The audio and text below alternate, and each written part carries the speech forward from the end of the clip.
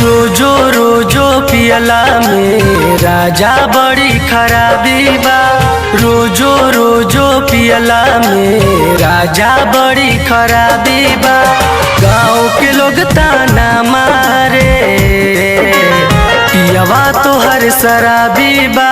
पियवा तो हर शराबी बा। पियवा तो हर शराबी बा।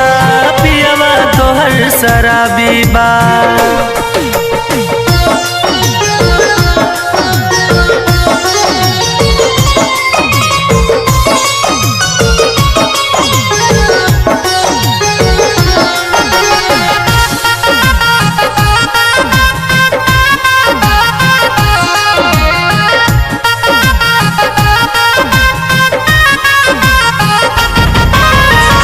चाहे जवन दुख दे मारी गरियाई, बाकी एकर जा घरे पी के नयाई।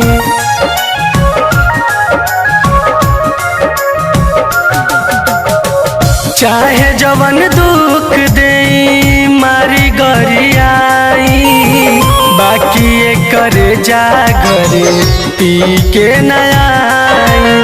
घर के बिगड़ल हालत पे ध्यान न तोहर जरा भी बा। घर के बिगड़ल हालत पे ध्यान न तोहर जरा भी बा।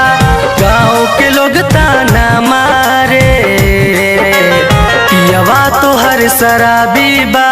पियवा तो हर शराबी बा। पियवा तो हर शराबी बा। पियवा तो हर शराबी बा।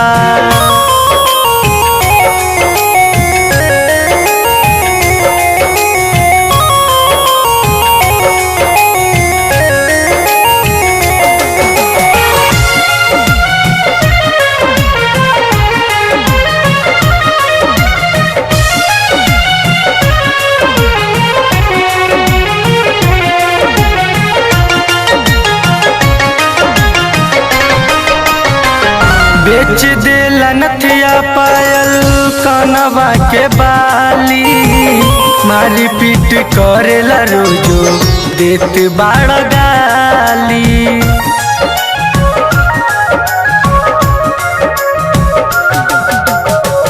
बेच देला नथिया पायल कनवा के बाली, मारी पीट करेला रोजो देत बाड़ गाली।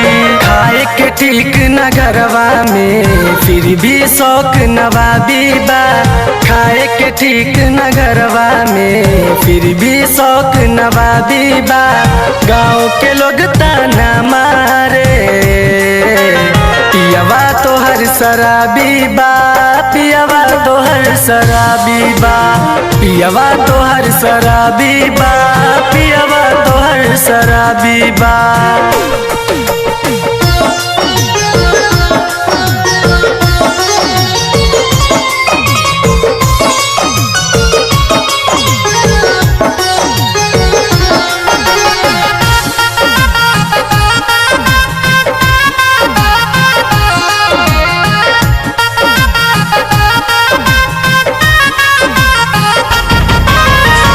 राइटर सरवन अरशद जी के समझाई, कवनो उपाय करके लाइन पे लाई।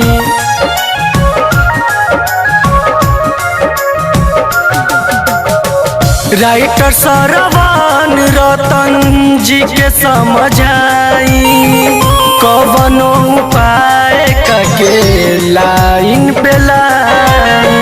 अरशद से रुके हथवा में जिंदगी के हमारा चाबी बा। अरशद से रुके हथवा में जिंदगी के हमारा चाबी बा। गाँव के लोग ताना मारे पियवा तो हर शराबी बा। पियवा तो हर शराबी बा। पियवा तो हर शराबी बा। पियवा तो हर शराबी बा।